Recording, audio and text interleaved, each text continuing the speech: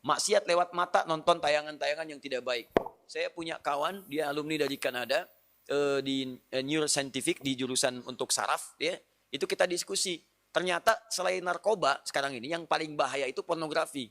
Pornografi itu begitu seseorang kemudian menggunakan fungsi pandangannya untuk melihat tayangan seperti itu langsung merusak ke fungsi otaknya. Dia masuk tuh.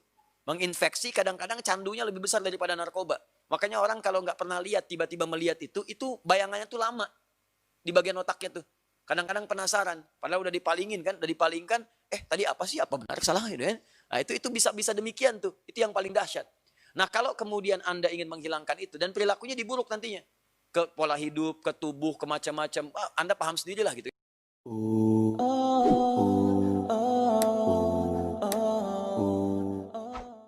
Baik, jika terinfeksi dengan nilai-nilai keburukan, maka di sini kasusnya adalah kembalikan ke Quran surah ke-4 An-Nisa ayat 17 sampai dengan ayat ke-18. Itu yang dikenal dengan taubat namanya. Ya, innamat taubatu 'alallahi lilladzina ya'maluna su'a bijahalatin tsumma yatubuna min qarib. Ya, sungguh taubat itu berlaku kata Allah bagi orang-orang yang terinfeksi dengan penyakit buruk. Su itu, nih, lihat ayatnya.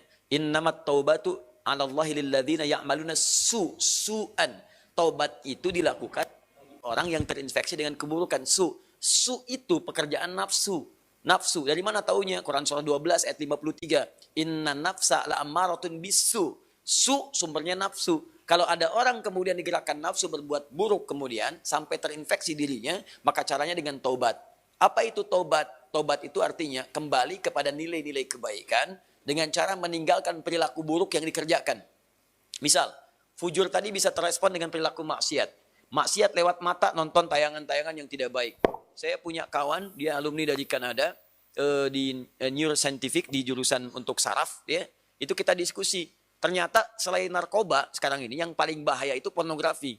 Pornografi itu begitu seseorang kemudian menggunakan fungsi pandangannya untuk melihat tayangan seperti itu langsung merusak ke fungsi otaknya. Dia masuk tuh. Menginfeksi, kadang-kadang candunya lebih besar daripada narkoba. Makanya orang kalau nggak pernah lihat, tiba-tiba melihat itu bayangannya tuh lama.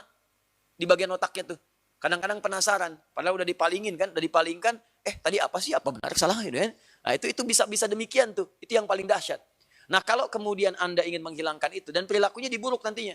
Ke pola hidup, ke tubuh, ke macam-macam. Anda paham sendirilah gitu kan.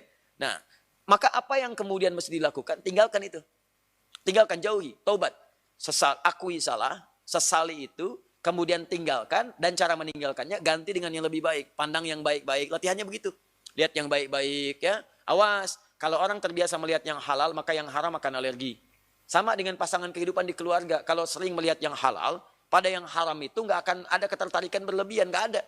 Ya, tapi kalau sering melihat yang haram, istri orang itu kan bukan mahram antum. Kalau ngelihat istri orang keseringan, ngelihat istri sendiri jadi nggak enak. Ibu juga sama gitu. Kalau ngelihat suami orang itu keseringan, lihat suami sendiri itu udah hambar. Makanya kalau orang-orang ngelihat yang halal itu yang bagus-bagus, maka yang haram itu akan sulit kita. Sama bicara juga begitu. Kotor kata-kata, tinggalkan yang kotor beralih kepada yang baik. Begitu baik kebiasaan, maka kotor akan dihilangkan. Nah, demikian adanya, maka hilangkan sumber itu.